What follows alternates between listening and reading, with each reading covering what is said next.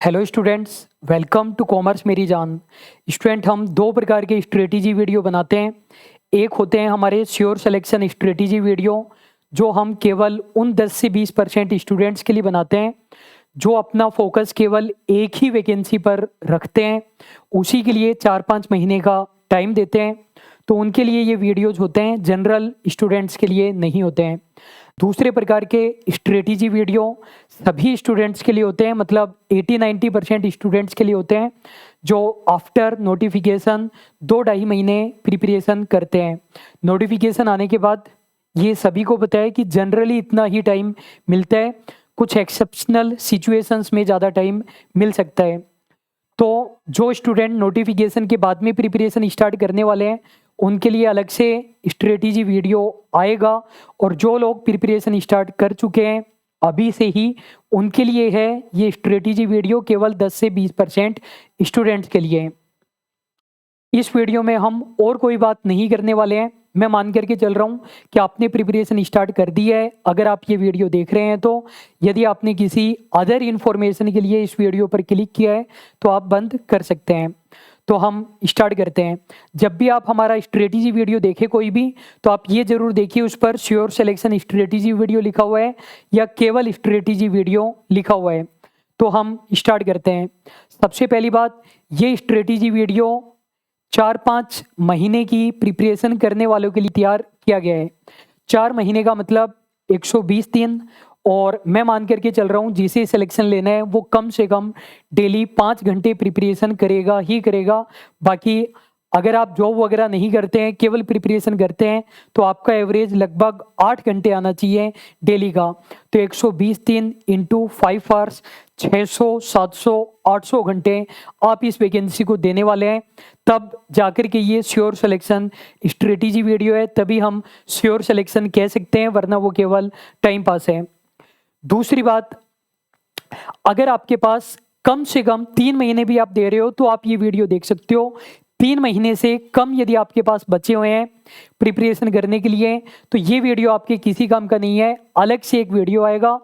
4 महीने appropriate time है इस प्लान के लिए, और कम से कम 3 महीने तो होने ही चाहिए इस प्लान को एग्जीक्यूट करने के लिए, वरना ये प्लान आपके काम का नहीं है।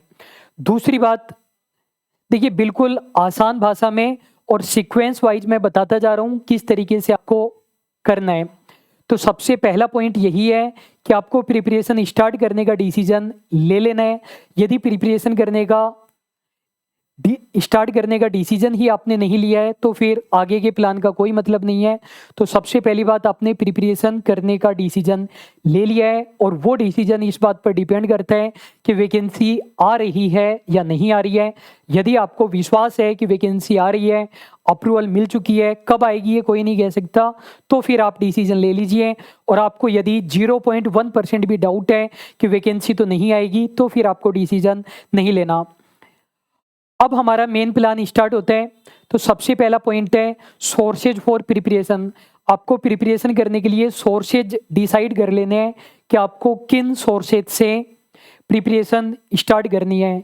कि सेल्फ स्टडी करनी है तो आपको बुक्स डिसाइड कर लेनी है कि किन बुक से तैयारी करनी है। यदि कोचिंग लेनी है तो ऑफलाइन लेना है या ऑनलाइन लेना है, ऑनलाइन लेना है तो कहाँ से लेना है, जो आपको बेस्ट लगे वो आप डिसाइड कर लीजिए।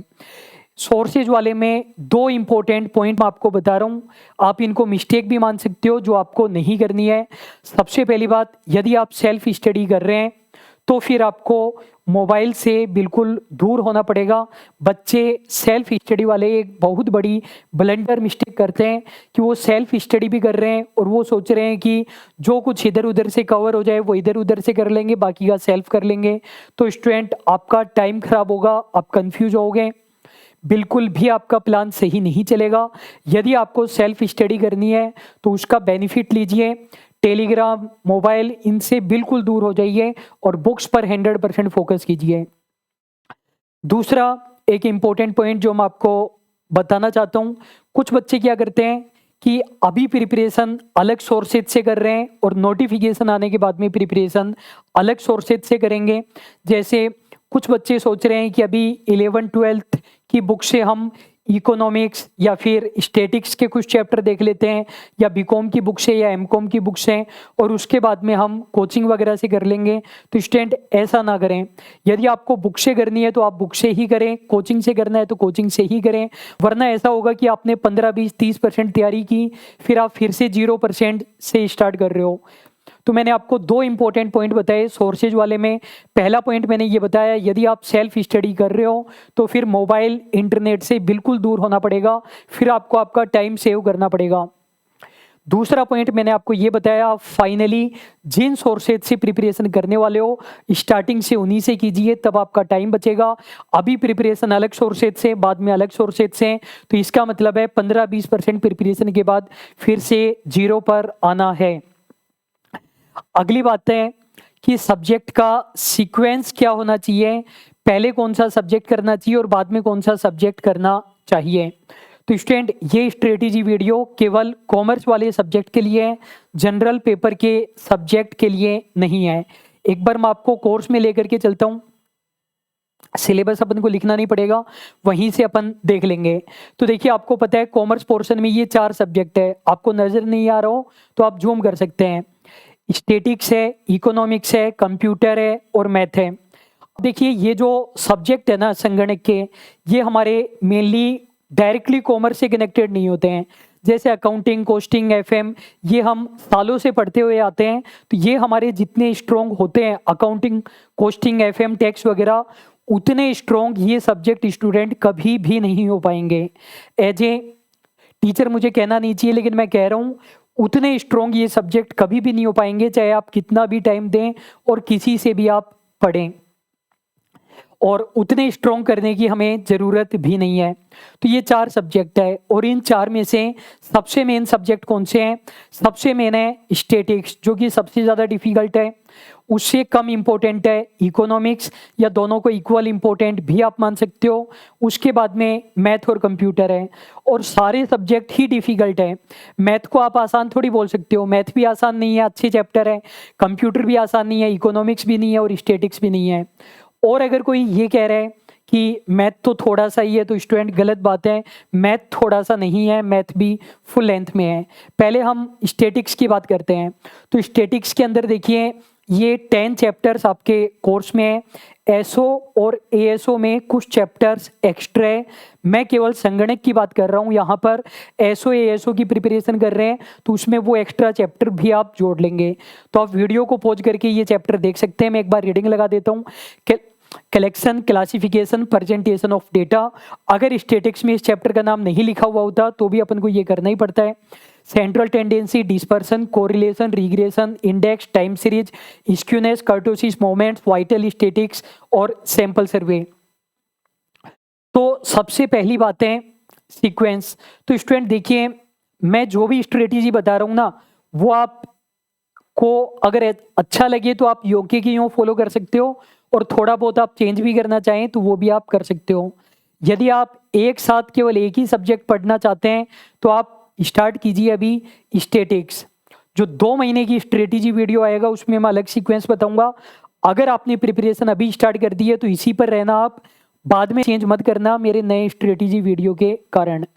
तो सबसे पहले आप स्टैटिक्स स्टार्ट कीजिए अगर एक ही सब्जेक्ट करना चाहते हो तो, और 2 सब्जेक्ट एक साथ लेना चाहते हो तो स्टैटिक्स और इको कीजिए। मैं पढ़ते वक्त एक ही सब्जेक्ट स्टार्ट करता था जब भी मैं प्रिपरेशन करता था, लेकिन स्टूडेंट का अपना अपना लॉजिक होता है, एक सब्जेक्ट से बोर होते हैं तो 2 सब्जेक्ट आप ले सकते हो। और मुझे लगता है स्टूडेंट इन दोनों सब्जेक्ट को यदि आप बिल्कुल अच्छे से करेंगे मेरे वाले प्लान के अकॉर्डिंग तो 2 महीने आपको लग जाएंगे। आप बोलेंगे सर 2 महीने बहुत ज़्यादा बता रहे हैं, लेकिन मुझे लगता है इतना टाइम आपको लगेगा अगर आप तरीके से करना चाहते हैं तो।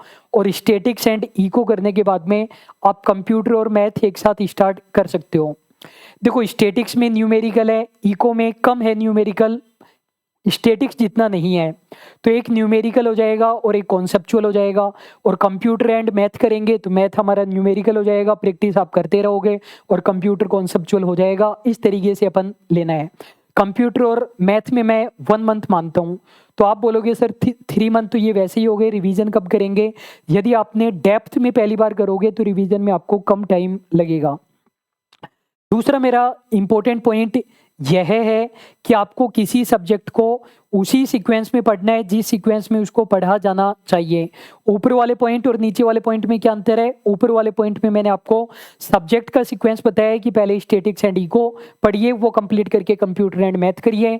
ये मेरे अकॉर्डिंग सही तरीका नहीं है कि एक एक घंटा चारों सब्जेक्ट को देंगे, दो दो घंटा चारों सब्जेक्ट को देंगे, उसको करने में ज़्यादा टाइम लगेगा।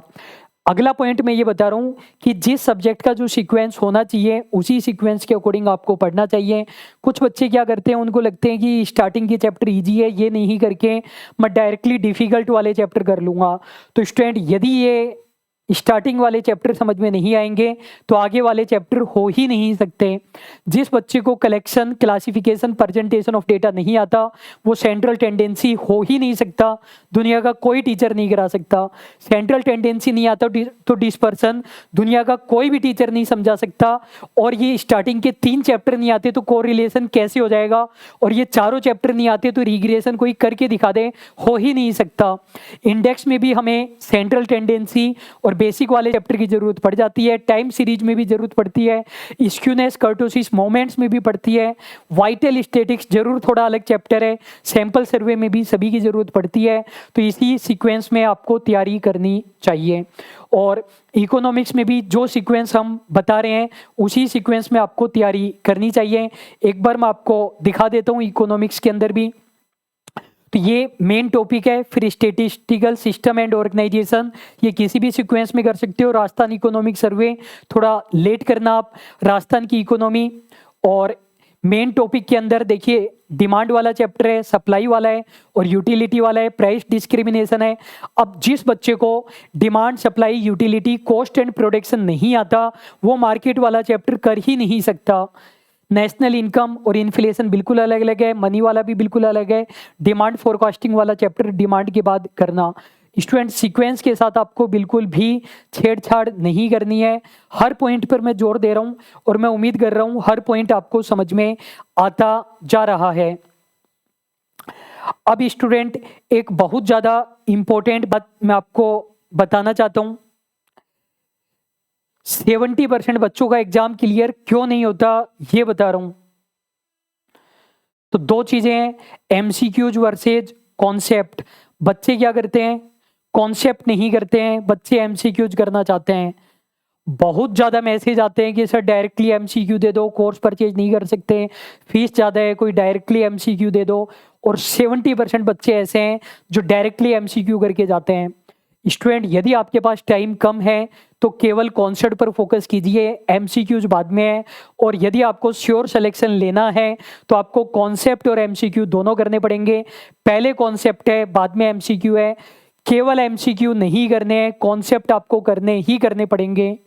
अगला हमारा पॉइंट है, आपको कॉन्सेप्चुअल स्टडी करनी है, आपको रट्टा नहीं लगाना है। इस पॉइंट में और पिछले वाले पॉइंट में क्या अंतर है? पिछले वाले पॉइंट में मैंने बताया कि बच्चे डायरेक्टली एमसीक्यू करना चाहते हैं। स्टूडेंट, यदि आप 50,000 एमसीक्यू भी करोगे तो भी एग्जाम में नए एमसीक्यू आपको मिलेंगे। केवल जो डेटा वाले होते हैं कि कौन से ईयर में हुआ, फुल फॉर्म क्या है, केवल वो मिलेंगे, बाकी के नहीं मिलेंगे। तो कॉन्सेप्ट पर फोकस कीजिए, न कि एमसीक्यू पर। पहले कॉन्सेप्ट फिर एमसीक्यू। एमसीक्यू प्रैक्टिस के लिए होते हैं। अगला पॉइंट मैं ये बता रहा हूँ कि बच्चे क्या करते हैं, बच्चे को लगता है कि सब्जेक्ट टफ है तो हम रट लेते हैं। रटने से काम नहीं चलेगा। 80-90% चीज़ें आपको समझ में आनी चाहिए। फिर 10-20% चीज़ें समझ में नहीं आ रही है तो आप रट लीजिए। देखिए, जो संगणक की वैकेंसी है ना, ये सभी का सपना होता है। जूनियर अकाउंटेंट से भी ज़्यादा बच्चे संगणक करना चाहते हैं, क्योंकि ये जो डिपार्टमेंट है ना, इसमें काम नहीं होता, आराम बहुत ज़्यादा मिलता है। और सभी बच्चों को पता है कि ये आराम की नौकरी है, इसलिए हर बच्चा संगणक की वैकेंसी में चयनित होना चाहता है, क्योंकि उसको लगता है कि एक बार सिलेक्शन हो गया तो फिर आराम ही आराम है। इस वैकेंसी में महीने में 2-3 दिन ही काम करना पड़ता है। और बच्चे को लगता है कि कंपटीशन कम रहेगा क्योंकि सब्जेक्ट इस प्रकार के हैं। बात बहुत अच्छी है, लेकिन रट करके पास नहीं हो गए।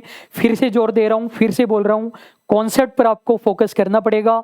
और ये वाला जो पॉइंट बता रहा हूँ, अब जो पॉइंट बता रहा हूँ, वो पॉइंट 1% बच्चा भी फॉलो नहीं करता है। 1% बच्चे ने भी फॉलो कर लिया ना, तो मैं ये मानूंगा कि मैं ये जो स्ट्रेटेजी वीडियो बना रहा हूँ इसका मेरा पर्पज पूरा हो रहा है, वरना मैंने आपका और मेरा समय खराब किया है। ये वाला पॉइंट केवल संगणक की वैकेंसी के लिए, बाकी किसी के लिए नहीं है। आपको सब्जेक्टिव क्वेश्चंस करने पड़ेंगे, स्टैटिक्स को समझना है तो एमसीक्यू तो करने ही करने हैं। मैंने बताया बच्चे तो केवल एमसीक्यू करके चले जाते हैं, कॉन्सेप्ट भी करने हैं, एमसीक्यू भी करने हैं और सब्जेक्टिव क्वेश्चन करने पड़ेंगे। इसका क्या मतलब हुआ, जैसे मैं आपको दिखाता हूं, जैसे ये कोरिलेशन वाला चैप्टर है तो मैंने हर चैप्टर में सब्जेक्टिव क्वेश्चन डाले हैं। कुछ टीचर क्या करते हैं, कुछ टीचर को लगता है कि एग्जाम में तो केवल एमसीक्यू आएंगे तो सब्जेक्टिव क्वेश्चन क्यों करवाएं, लेकिन स्टूडेंट स्टैटिक्स आपको समझ में नहीं आएगी अगर आप सब्जेक्टिव क्वेश्चन नहीं करोगे तो मैंने एग्जाम्पल के नाम से लिखे हैं इनको। जैसे देखिए ये हमारा पहला एग्जाम्पल है।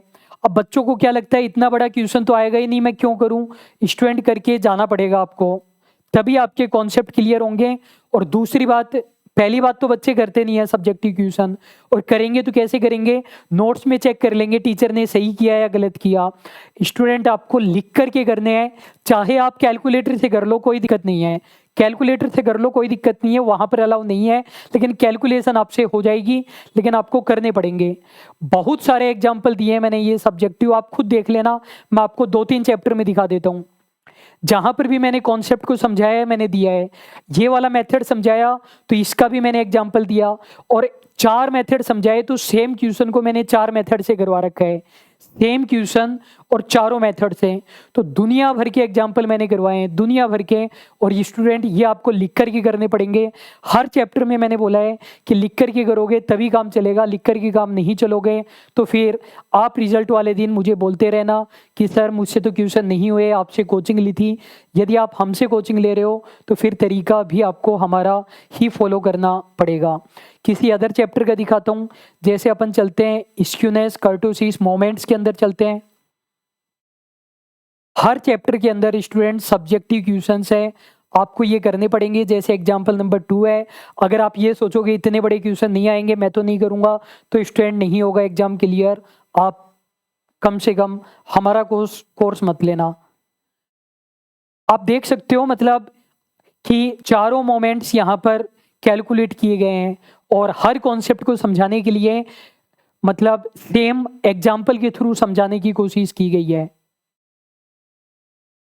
और देखना चाहते हो एक और चैप्टर में दिखा देता हूँ स्टूडेंट, हिंदी इंग्लिश दोनों में है नोट्स, और जहां से भी आप कर रहे हो आपको करने पड़ेंगे।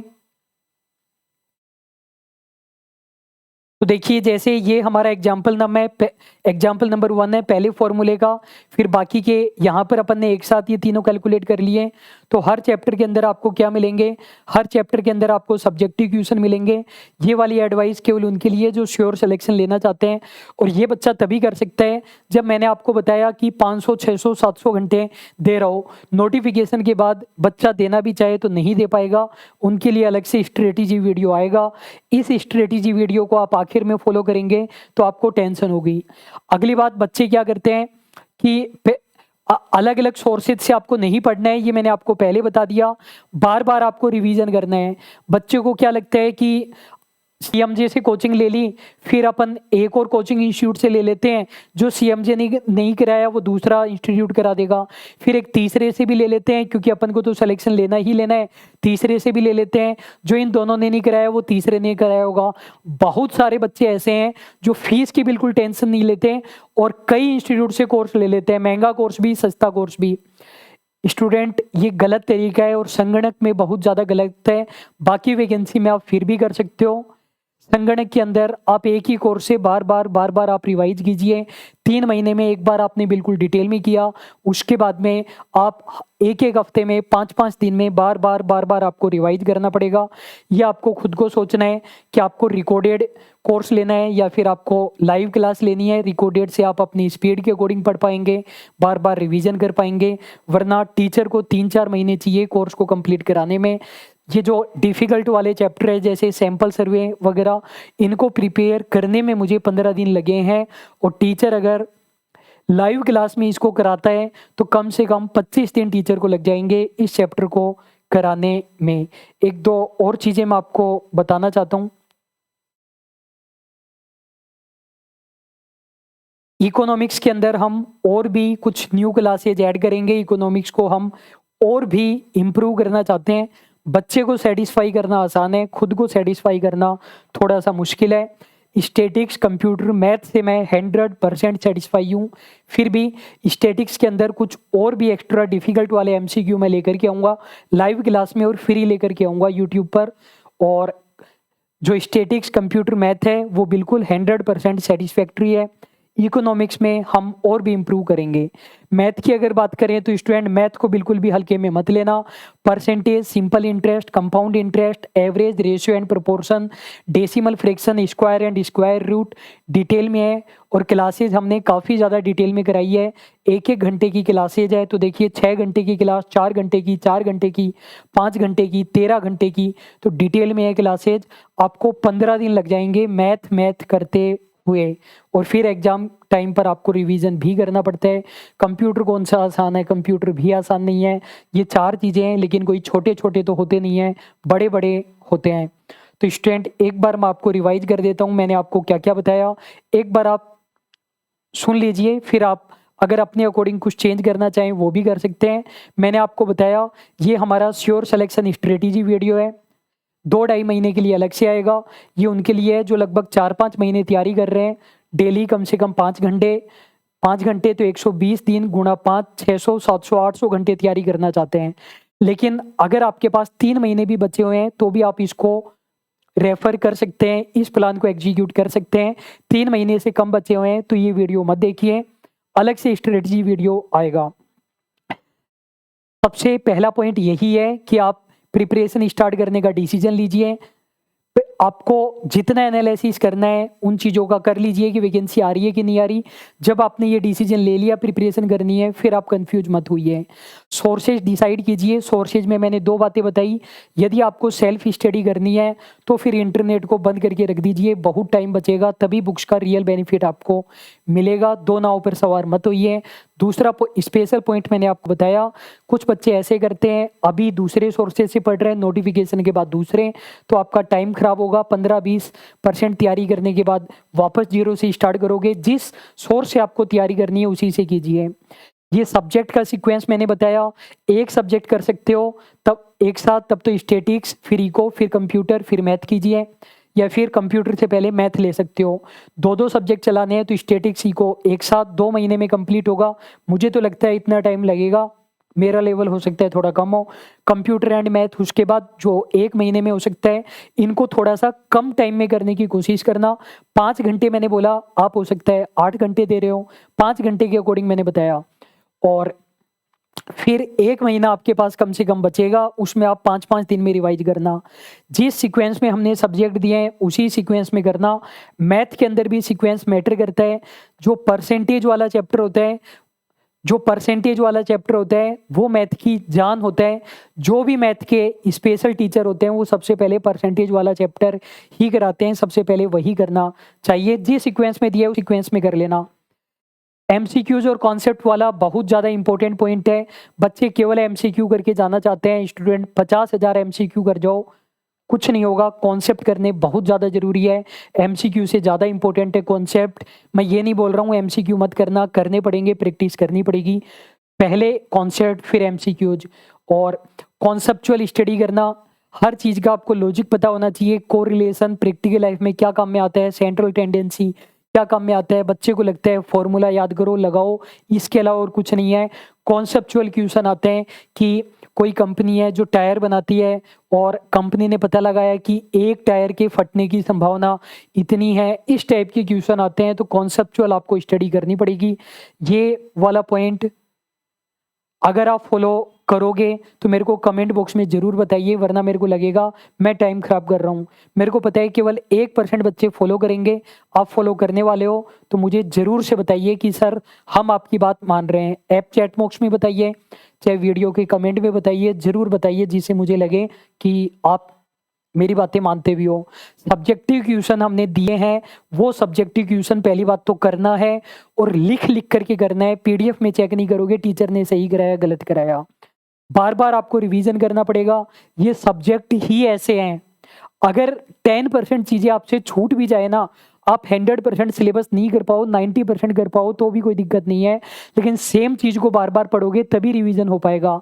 आपने पहले हमारे कोर्स से कंप्लीट किया, फिर नया कोर्स लोगे तो लैंग्वेज अलग होती है दूसरे टीचर की, फिर आपको डबल टाइम लगेगा।